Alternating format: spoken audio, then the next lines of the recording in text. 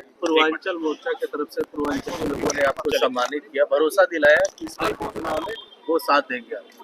पूर्वांचल समाज के लोगों के प्रति मैं बहुत आभारी हूँ, उनका धन्यवाद करना चाहता हूँ कि मैं चाहे उनके बीच में देरी से पहुंचा, उन्होंने मुझे आज अपने बीच में बुलाकर कोई नहीं जाएंगे, आप सभी के लिए जलपान की व्यवस्था है। बहुत सम्मान उन्होंने मुझे दिया है और उनकी समस्याओं के बारे में भी मुझे अच्छे से जानकारी है। दिल्ली के अंदर 69 ऐसी अनऑथराइज्ड कॉलोनीज हैं जिनके बारे में ये कहा गया है कि अमीर बस्तियां हैं। उनको रेगुलराइज करवाया जाए, उनको मालिकाना हक मिले, इन सभी कॉलोनियों में नागरिक सुविधाएं उपलब्ध हो। इसके लिए मेरी ओर से केवल प्रयास ही नहीं किया जाएगा, बल्कि हम 69 अनऑथराइज्ड कॉलोनीज को मालिकाना हक दिलवाएंगे। क्षेत्र में ट्रैफिक की बड़ी भारी समस्या है, लोगों को पीने का पानी नहीं मिल रहा है। जो सिविल लाइन डाली गई है वो चालू नहीं हो पाई है। 2 साल से लोग बेचारे सरकार के अधिकारियों के आगे पीछे, नेताओं के पीछे धक्के खा रहे हैं। तो मैंने अपने सभी लोगों से यह कमिटमेंट की है कि 5th फेज में हम इस क्षेत्र को मेट्रो के साथ भी जोड़ेंगे। जो मास्टर प्लान की सड़कें हैं उनको बनाएंगे। जो सिविल लाइन 2 साल पहले डाल दी गई लेकिन चालू नहीं हुई है, दिल्ली के ऑनरेबल एलजी से चर्चा करके इस समस्या का समाधान भी हम करवाएंगे। क्षेत्र की सारी सड़कें बुरी तरह से टूटी हुई है, धूल उड़ती है। धूल से सबसे ज्यादा दिल्ली प्रदूषित होती है। PM2.5 सबसे ज्यादा धूल से ही जनरेट होता है। तो क्षेत्र की जो हालत है वो बहुत खराब है और इस खराब हालत को ठीक करने के लिए ही मुझे देश के यशस्वी प्रधानमंत्री आदरणीय श्री नरेंद्र मोदी जी ने साउथ दिल्ली की जो पार्लियामेंट की सीट है उसके लिए भाजपा का कैंडिडेट बनाया है। हम साउथ दिल्ली की तस्वीर को भी बदलेंगे, तकदीर को भी बदलेंगे और मोदी जी के आशीर्वाद से बदलेंगे।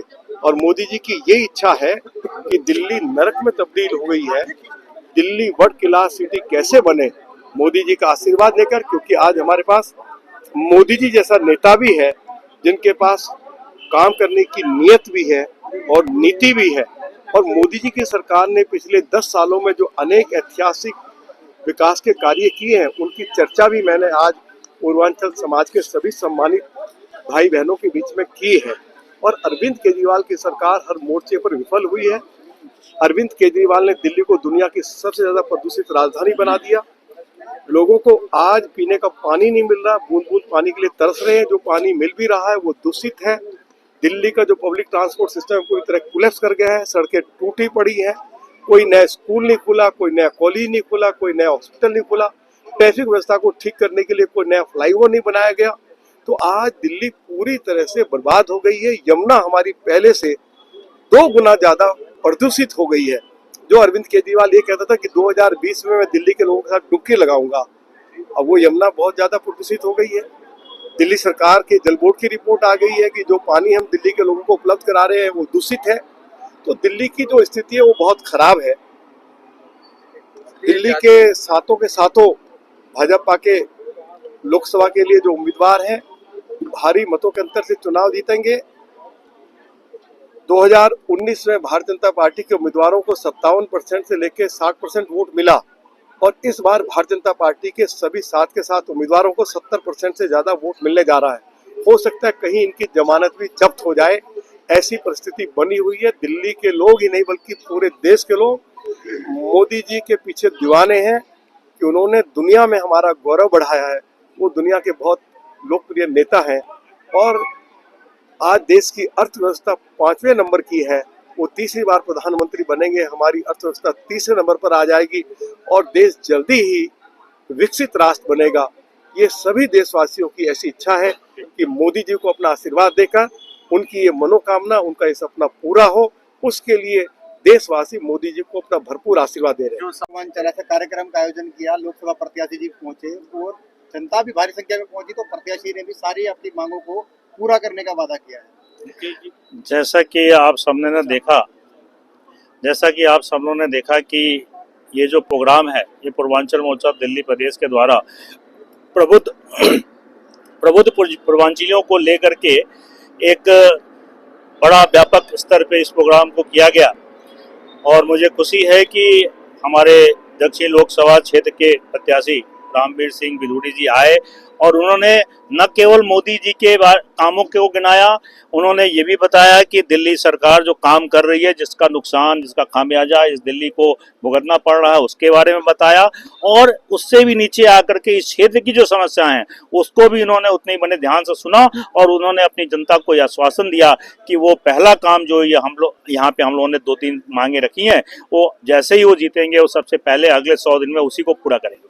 कितनी खुशी हुई कि एक प्रत्याशी जो है चल के पहले अपने पास आया और चुनाव से पहले वो सारी मांगे उन्होंने खुद ही दोहराई जो आप चाहते हैं कॉलोनी के काम के लिए। आपको ये जानना चाहिए कि हमारे जो प्रत्याशी हैं वो एक 53 साल का एक्सपीरियंस के साथ, उनका जो अनुभव है बहुत पुराना है, उन्होंने जनता की सेवा लगातार की हुई है। तो उनका जो कर्तव्य भाव है, उनका काम करने की जो क्षमता है और जनता से जो जुड़ाव हो, आपने खुद देखा कि उन्होंने किस तरीके से जनता की बातें सुनी, जनता की सुझावों को भी लिया और उस मांगों को उन्होंने पूरा करने का वचन भी दिया है। इससे अच्छी कोई बात नहीं हो सकती। क्या लगता है कि आपको पूर्वांचल समाज जो है बीजेपी को पूरी तरह से साथ देगी दिल्ली में?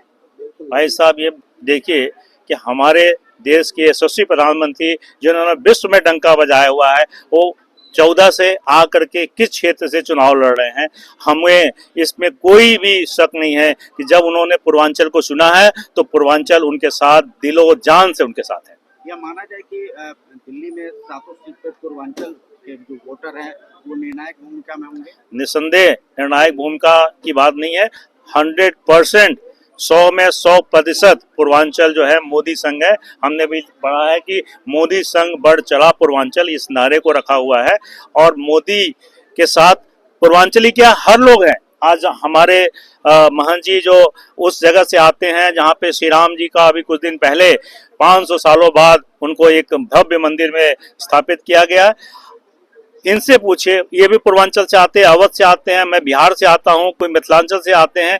ये सारे लोग जो हैं मोदी जी के साथ हैं, जो प्रवासी बन करके आज यहाँ पे निवासी हैं और दिल्ली के विकास में अपना योगदान जो पूर्वांचल दे रहा है वो मोदी जी के संग खड़ा है।